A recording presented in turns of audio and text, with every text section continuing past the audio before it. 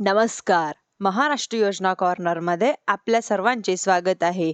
आजच्या व्हिडिओच्या माध्यमातून आपण बघणार आहोत की राज्यातील शेतकऱ्यांचं विशेषतः कर्जमाफीच्या प्रतीक्षेत असलेल्या शेतकऱ्यांच्या पावसाळी अधिवेशनाकडे लक्ष लागून राहिलेलं होतं.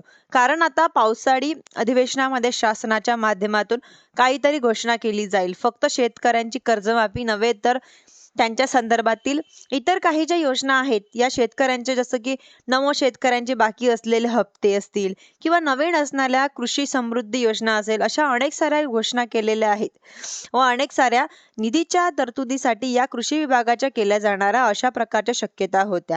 आता या पूर्णपणे शक्यता मावळल्या आहेत. राज्य शासनाच्या माध्यमातून सध्या सुरू असलेले पावसाळी अधिवेशनामध्ये तब्बल 57,509 कोटी रुपयाचा पुराणी मागण्या सादर केलेल्या आहे.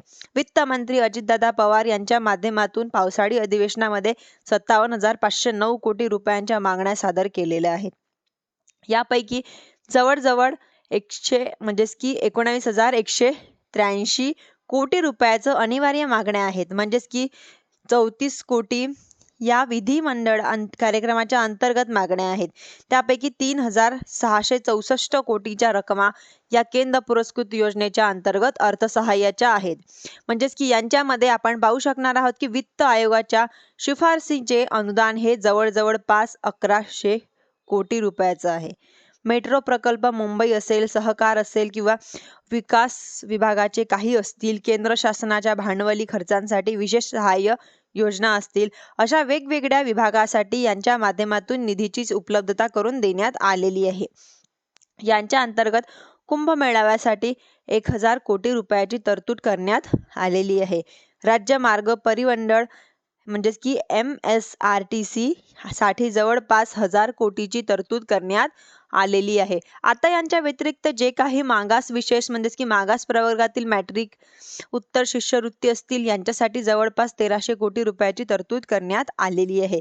याचप्रमाणे आपण जर पाहिलं तर जे काही रेवस रेड्डी सागरी मार्ग आहे व पुणे शिंगरोळ असेल किंवा जालना नांदेड दूधगती मार्ग असेल, यांच्यासाठी 1,500 कोटी रुपयाच्या प्रमाणे नगर विकास विभागासाठी 15,465 कोटी, ग्राम विकास विभागासाठी 4,733 कोटी, सहकार पवन विभागासाठी 2,835 कोटी रुपये, महिला व बाल विकास विभागासाठी 2,565 कोटी रुपये, जलसंपदा विभाग असेल, अन्न व नागरी पुरवठा विभाग असेल, अशा वेगवेगळ्या विकासासाठी या निधीच्या मोठ्या प्रमाणात तरतुदी करण्यात आलेल्या आहेत.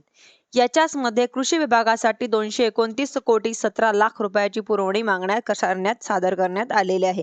अगदी 219 कोटी म्हणजेच की 229 कोटी 17 लाख रुपयाची ही तरतूद कृषी विभागाच्या माध्यमातून करण्यात आलेली आहे व अतिशय अत्यल्पाशी तरतूद कृषी विभागाच्या करण्यात आलेली आहे. आपण जर पाहिलं तर एकंदरीत बऱ्याच साऱ्या योजना यांच्यापैकी पावसाळी अधिवेशनाच्या माध्यमातून पुरवणी मागण्याच्या माध्यमातून निधीची उपलब्धता केली जाणार आहे.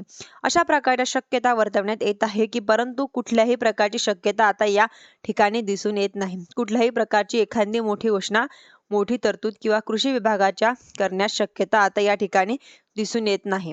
आता फक्त घोषणा केल्या जातात हे पाहण्यासारखं असणार आहे. धन्यवाद.